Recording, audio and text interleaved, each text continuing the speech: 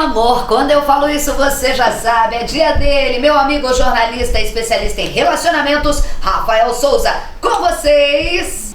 E aí, Rafa? E aí, Isabelle? Vou lembrar que hoje é sexta-feira, a última do ano, ou seja, coincidiu ainda no 31 de dezembro, você sabe que a gente faz todo ano, né? Sim, e hoje vai ser complicado, com direito a espumante e tudo, né? Que isso?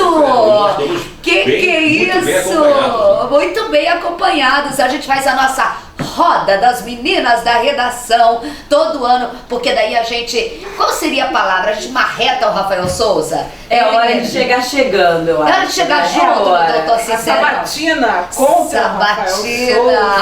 Responsabilidade da conta, né? Da conta, se prepara, Rafa. Aqui comigo, Amanda Ribeiro, Camila Moraes e Roberta Sampaio, e a nossa queridíssima, maravilhosa responsável pela web da Super Rádio Tupi, Thalita Judice. Ai, o nome da Thalita é Judice. Judice. É uma botafoguense, é fina, né? A gente é Benito Ribeiro. É, por aí ela tá jogando em outro lado. Moraes. Ô, Rafa, você tá nervoso? Não estou, por enquanto, sob controle. Sob controle. Você falou... ponto do descontrole, mas tudo bem. Você falou... A gente nem começou. Ele tá descontrolado, a gente nem começou. Imagina quando começar. Imagina quando... Mas o descontrole é um ponto natural, é um ponto normal, né? É, faz parte. Se controlar demanda muito esforço. Demanda muito. Ficar na caixinha é muito cansativo, difícil, né? Um desgaste. Você falou que muito hormônio feminino deixa a areia movediça. Por quê? É porque o feminino sempre traz uma surpresa, uma inquietação, e principalmente no momento que nós estamos passando, que é de uma abertura do campo do feminino. Então há uma demanda de perguntas, há uma inquietação com certos temas, então tudo isso, claro, no bom sentido, é movediço, mas num aspecto positivo. É, porque vocês homens, né, meninas, podiam perguntar qualquer coisa, de sexo, de amor, ninguém ligava. A gente perguntar qualquer coisa, ai, esta garota falando isso, se compara... Não é Amanda Ribeiro? É isso, mulher não podia falar nada, né? Mas Isabelle Benito chegando e essa equipe aqui também, agora pode tudo. A gente não tem muita trava na língua. Vamos começar então por ela, que tá toda saidinha aqui Vamos do outro lá. lado. Amanda Ribeiro, qual é a tua pergunta? Minha primeira pergunta, são várias, tá, Isabelle? Deixando meu claro Deus. aqui, minha primeira pergunta é a seguinte: pandemia, muitos casais começaram ali a encontrar um lado do outro que antes era desconhecido. E com isso, muitos chegaram ao fim, outros que ainda insistiram, Você tá casado ou não? game over. Ah, tá. Ela O tá dela- falando do dela que acabou Acabou na na pandemia. pandemia. Segredo, Ah, gente. nada de vida Opa. pessoal. E aí, quem continua, agora tudo voltando ao normal, caminhando, ainda está entre trancos e barrancos. É possível que essa relação retome ao que é conhecido ali como normal? Ai, ou deu meu ruim? Deus. O novo normal, Esse talvez? novo normal é muito difícil, né? As pessoas que passaram por essa experiência da pandemia, elas têm aquilo que a Elizabeth Rodinesco chama de parte obscura de nós mesmos, né? Todos nós temos partes que desconhecemos. É por isso que nós vamos fazer análise e aí durante essa associação com o terapeuta nós vamos tendo o conhecimento com partes que nós não tínhamos assim, afinidades nem conhecimento. E isso também você coloca na posição do outro. Então você pode conviver com uma pessoa, o seu parceiro, sua parceira, e você ter uma relação com uma parte consciente, disponível, uma parte que tem uma certa luminosidade. Agora, as partes obscuras, elas vão se apresentando com uma certa proximidade, principalmente diante de um confinamento. É o que a gente vê, por exemplo, algum reality show, onde as pessoas acabam demonstrando aspectos, facetas da sua personalidade que até então jamais poderíamos imaginar. Isso também vai se dar num relacionamento, né? O sujeito demonstrar uma parte mais árida e que talvez seja incompatível para levar a relação adiante. Mas tem salvação? É isso que a Amanda quer saber. Nem sempre. É possível, muitas pessoas fizeram o inverso disso tudo que nós falamos aqui. Elas viviam numa parte já mais obscurecidas e com a relação mais... desencadeada pela proximidade, elas se conheceram num aspecto muito mais positivo e estão saindo dessa relação, do confinamento, muito mais numa posição mais positiva. Então isso vai demandar muito, se houve um esgotamento e um enfrentamento de que falta de respeito, uma falta de admiração, um reconhecimento daquilo que eu não quero para a minha vida, não vai ter salvação. E nem precisa tentar salvar, porque a vida tá aí é pra ser vivida. Seguir o baile, é sobre isso? Eu acho que ela tava falando dela, mas vamos lá então. Nossa querida, toda tímida. Vou agora amenizar. Coloquei a mais assanhada. A Camila vai surpreender, mas tudo bem. Roberta Sampaio, qual é a sua pergunta? Então, Rafa, minha pergunta é sobre traição. Ih! É uma prima dela, viu? Ah, tá, é uma É, amiga gente, dela. uma amiga minha foi traída, descobriu. Só que, assim, ela tentou perdoar, continuar o relacionamento, não deu certo. Ela tinha na cabeça dela que tinha outra traição, que tinha acontecido outras vezes, e ficou com isso na cabeça. Você acha que quando uma pessoa trai uma vez, ela vai trair outras vezes? Isso é certo? Vai. Eu tô brincando. Tem um terapeuta que fala que a traição ou a atividade extraconjugal, ela sempre é uma proposta que é feita em qualquer relacionamento. Todos os dias essa proposta ela é feita ao sujeito. O problema é que quando nós entramos num relacionamento, nós renunciamos a tudo isso. Mas a proposta ela é feita diariamente e isso é muito difícil para algumas pessoas conseguirem ter uma certa habilidade em dizer não. Existem sim personalidades, traços de comportamento, pessoas que têm uma predisposição a uma compulsão à repetição de comportamentos que podem ser nocivos a um relacionamento. Mas não é todo mundo, né, Rafa? Não se aplica, cada não pode. contexto. Até né? porque o conceito de traição, para mim, ele é um. Para você, para o outro, e para quem está passando por uma situação semelhante, tem um outro entendimento. É um significante que vai se modificando na linguagem. Para mim pode ter um peso, para você nem tanto. Por isso algumas pessoas conseguem negociar com essas experiências mais traumáticas da relação. Algumas pessoas atravessam bem, mas tentando impor um certo limite, né, de que isso possa não ocorrer novamente. Agora, quando passa a ser uma rotina de um relacionamento, é preciso ver a que ponto eu preciso passar por um desgaste tamanho e o que é isso de fato. Se há uma proposta, uma construção de um diálogo, de uma proposta de relação, isso passa a ser negado, traído na sua proposta original, aí sim o conceito de traição, talvez não seja interessante manter a relação se eu venho sofrendo com a quebra, com a ruptura da proposta. Ou seja, ou perdoa, minha filha, ou vai pra outra também, porque não Vou tem... levar. Acho que o Rafael tá mandando cada uma seguir. Mais um game over. Já Mais vai um over game já. over. Lá vem a nossa gaúcha Camila Moraes, tá com um sorriso. O que você vai perguntar? Tô curiosa. Rafa, quando relacionamento de muitos anos, quando acaba o desejo sexual, acaba o relacionamento, tem que ir cada um pro seu lado ou vale a pena tentar continuar?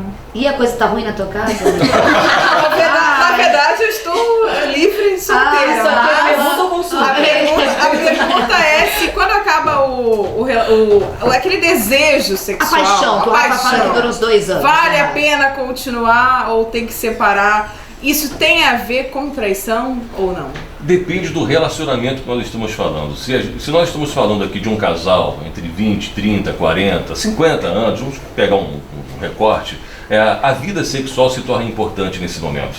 A gente sabe que a construção de libido, o eu passa pelo corpo. Quando eu me identifico com alguém, quando eu aceno para uma pessoa, por mais que isso seja inconsciente, talvez eu não queira assumir isso de forma consciente, mas o corpo passa pela primeira apreensão do outro. Esse sujeito, ele é corporal. O self, o eu, o ego, o eu sou passa pelo corpo. Isso é inevitável. A gente sempre vai identificar o outro fazendo uma construção, por mais fantasística que ela seja, pela noção do corpo. Então, esse primeiro encontro, ele é libidinal ligado a esse corpo. É o tesão. Isso. Continua Obrigado. É grande, vai, gente. É o T grandão. Ó. Se não Tem grande, tiver acaba. esse tesão, essa ligação de libido, né, você fica muito difícil você dar manutenção ao relacionamento. E dependendo da faixa etária, da proposta de uma relação, quando a libido se vai, fica muito difícil você trazer uma manutenção e sustentar essa relação. Se é uma relação um pouco mais com uma proposta de companheirismo, talvez a libido não seja tão importante, ou a tudo libido bem. vai ser deslocada para companheirismo, para outras atividades, e tudo bem. O duro é se um continuou com a libido e o outro não tem mais. Esquece. Esse é o drama. Aí a gente traz a questão do trágico da relação. Eu tenho um desejo e você não me deseja mais. Quando a gente sabe aquilo que o Lacan fala, que o nosso desejo está em ser desejado. Quando isso é rompido, nós temos um problema de relacionamento e que vai trazer uma frustração e ter a tristeza, nos quadros mais depressivos. Eu acho que as meninas foram contidas. Muita pergunta de comportamento de casal, né, Rafael? Você estava esperando. Que tiro foi esse? E aí veio Não, assim. ainda não viu o tiro ainda, né? Vocês estão bem comportados. Vamos esquentar então o último dia do ano aqui. Eu estou com a Amanda Ribeiro, Camila Moraes e a Roberta Sampaio. A Thalita não fez pergunta nenhuma. Você não vai fazer. Thalita, faça a sua pergunta, abra a segunda rodada.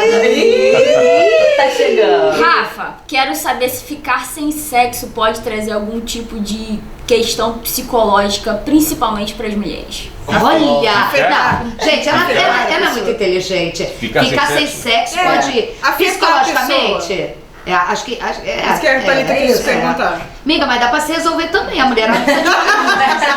Vai, Rafa. Olha, não vou botar na minha conta, vou colocar na conta do Freud, tá? Então o Freud vai falar de abstinência, que a abstinência, ela tem um seu aspecto nocivo, principalmente se eu tenho já um sujeito, um companheiro, uma pessoa que eu possa ter algum tipo de contato, faz parte do meu dia a dia e acabo tendo uma dificuldade para criar aí uma conexão, para ter sexo com essa pessoa, né? Ou então a própria pessoa que faz uma opção pela vida de abstinência, né? De se abster, ou ela vai sublimar isso em outras atividades, ou ela vai sublimar isso em algumas atividades, ou vai fazer uma má sublimação, que é a pessoa que acaba retendo, vai criando uma repressão, e essa repressão nunca ela é bem feita. Em algum momento ela começa a transbordar, seja em hostilidades com o outro ou com hostilidades com o próprio corpo. Aí vem o conceito de doenças psicossomáticas, que são manifestações cutâneas, gastros, enfim, uma série de situações que ocorrem exatamente porque... Não transar da perepa, gente. Tô chocada aqui.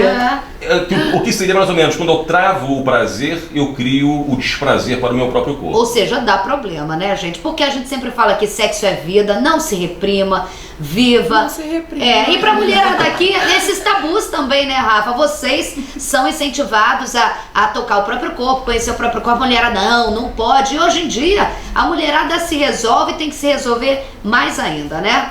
Com alguém ou não. Exatamente. É isso, Rafa. É isso que eu queria chegar. Amanda Ribeiro. Cheguei, hein? Olha só, Isabela. Sabe aquela história do... Um amigo meu, chegou o momento? Ela. Tem uma amiga minha que ela tem ali um relacionamento, um ficante. Tá. Mas ele... A gente pode começar a falar de sexo anal ou pode falar... Eita, pega! Vamos falar assim... Sexo dos fundos. Aquela coisa assim, lá uma atrás. coisa meio... Bum, bate, bum, bum. Essa daí, né? Então. E ele tem esse desejo. Mas ela fala que só vai acontecer quando ele estiver merecendo. Então ela enxerga como que um prêmio. E ele como uma coisa a ser conquistada. Por que pro homem, Rafa, responde essa. Porque pro homem, esse tipo de sexo é um desejo tão grande. Por que, é um Rafa? fetiche.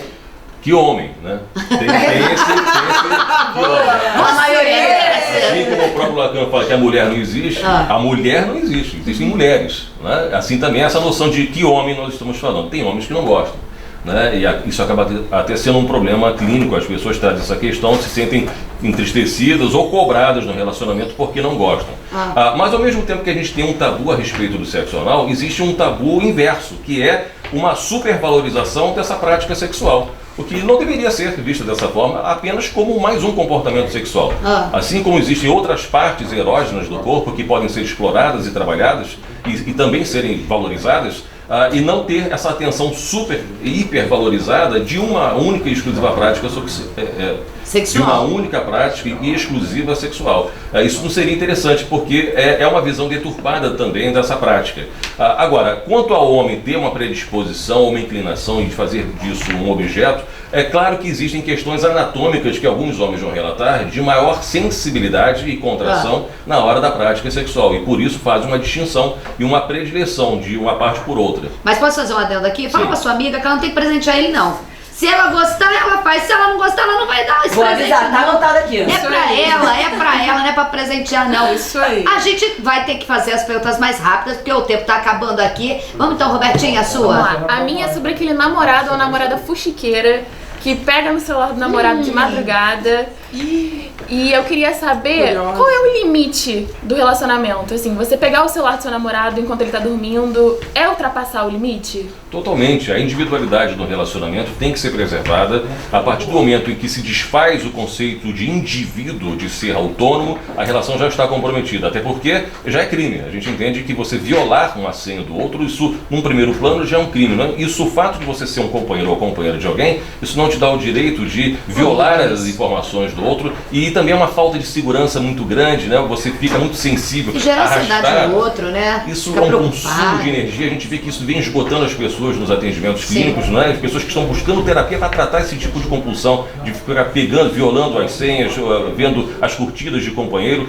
Então esse não é um caminho interessante. Eu acho que a partir do momento que o sujeito passa para esse ponto, já está se perdendo. Isso não tem muito a ver com o outro e nem com o relacionamento, tem a ver com você. É isso. Não, gente, para de ansiedade, cada um com seu telefone. Vamos lá então, a cara dela. Camila Moraes. Rafa, eu tenho uma amiga que passa por uma situação que o rapaz... Gente, vocês são cheios de amigas. o namorado dela, ele é um pouco agressivo no ato sexual, ele é bastante agressivo. Mas ela... Mas quando ela gosta? Ela gosta de puxar cabelo, gosta de bater, gosta de pegar o pescoço. Que isso? Mas a Alô, menina... Maria da Penha! Pelo amor Pois de é. Deus! Mas a menina se sente desconfortável muitas vezes. Já no tem a momento, resposta. Porque Vamos é muito denunciar. Como que essa menina pode chegar pra ele e falar que não é legal de uma forma assim que Vou não dar um vai... soco na tua cara. Que você não vai, gosta. assim, deixar o rapaz chateado. Qual a melhor forma de falar isso? Gente, vocês estão muito preocupados com o homem, né? Não, tem que preocupar com ela, com o bem-estar dela. A melhor forma é ela tem que se colocar, ela tem que se posicionar e dizer que não aceita esse tipo de relacionamento, que a intimidade para ela tem uma outra conotação.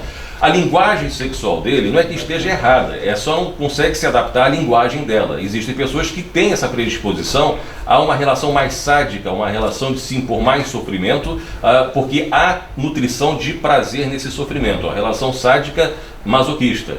Então, quando há essa combinação, o casal pode fluir, há um acordo, é consentido a imposição desse, ou da simulação ou do próprio sofrimento no ato sexual. Agora, quando há uma imposição, quando é unilateral e isso não é consentido, é preciso ser dialogado, conversado. Caso não haja uma revisão dessa postura, seria interessante a pessoa romper essa relação, porque não tem por que manter uma relação na qual ela sofre, né?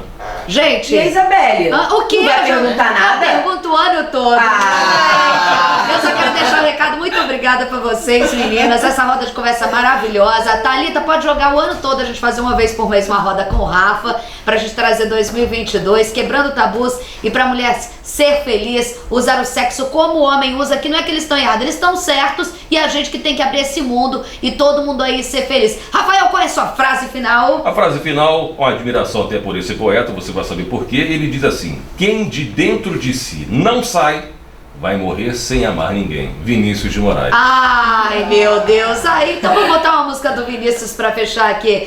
Semana que vem tem mais. Feliz Ano Novo, minha gente! Feliz Ano Novo! Doutor Sincerão.